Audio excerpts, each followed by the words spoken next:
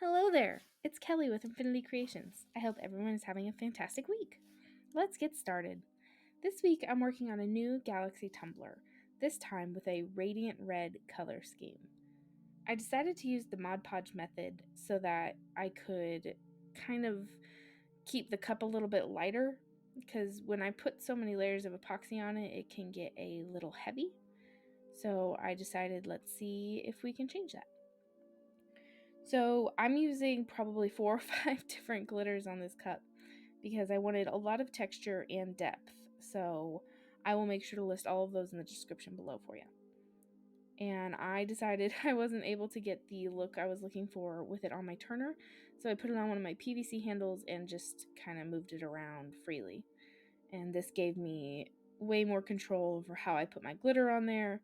See, look at that. Isn't that perfect? Just that perfect diagonal line. And I'm putting them in diagonal lines so that it can kind of get that flowy swirl look that looks really good in Galaxy and Milky Way designs. I'm trying to pour some of my glitters from a little higher up so that the glitter disperses a bit more and it's not just in a straight, stark line. And then going back in through with my darker colors at the very end so that they don't take over. After the glitter coverage was where I wanted, I went ahead and let the glue dry and then cleaned up my workspace because it was glitterified. Saved the glitter for another project. Might make a little keychain that I send as a freebie with the cup. Who knows? And then here, once all that dried and it was ready, I took parchment paper and kind of stamped down the chunky glitter that had started to poke through. And here I'm putting that first layer of epoxy on there. I tried to do a thin layer so that it wasn't, again, too bulky, but I did want to make sure that I got the entire surface covered. With all of that glitter on there, it soaks up the epoxy pretty quick, so I did have to do about a medium layer on there. And then I mixed up my color streaks. I did 2 different reds, a light and a dark tone, so it wasn't too busy, but it did have some kind of pizzazz with the red. And then on my accent color, I couldn't decide between silver, shimmer white, and gold. So I decided to make all 3 because why not? And here I am just trying to make sure I get all of this mixed up before my epoxy starts to set, which, spoiler alert, it starts to set as I'm putting the streaks on there. But that's okay, we got it all done, it looks perfect.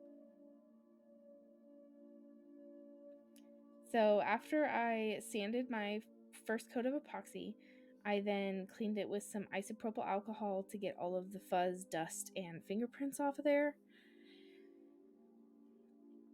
And then once that was done and I had let it dry a little bit, I went back in with a very thin coat of epoxy. I wanted them to be able to flow a little bit with some resin below them. So I went ahead and just did a really quick thin coat.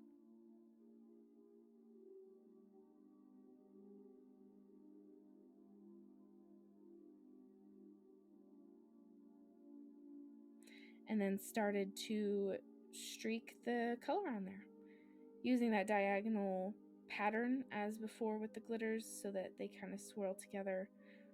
Starting with that accent gold color, I mean, just look at that. Isn't that gorgeous? I think it pops so well, especially with the orange and the golds of the chunky glitter underneath. So then I just alternated between the red and the dark red colors.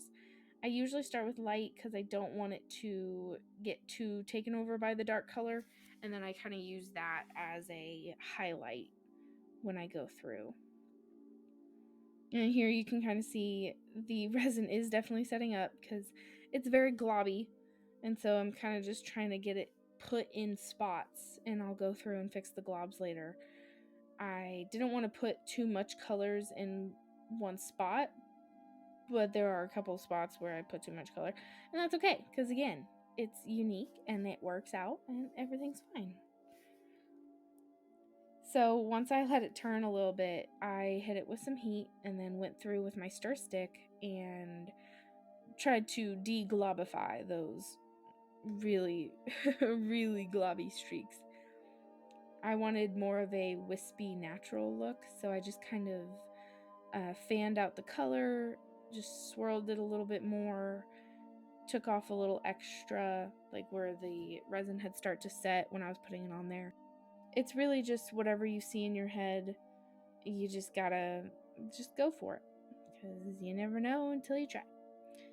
So I hit it with a little bit of heat to pop some bubbles and then help it move a little bit.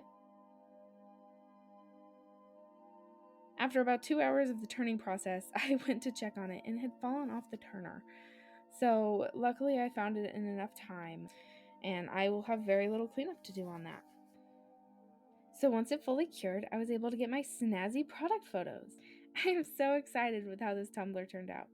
Have a wonderful weekend, my friends. I will see you next week.